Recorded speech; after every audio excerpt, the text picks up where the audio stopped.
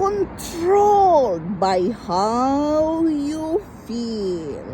This is just a reminder to each and every one of us.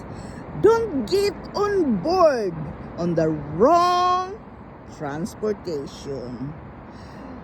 Controlled your feelings. That is a very surface way to live. You have to go deeper than that. There will always be opportunities to be discouraged, offended, and upset. But don't get on board on that situation. You have to make the choice.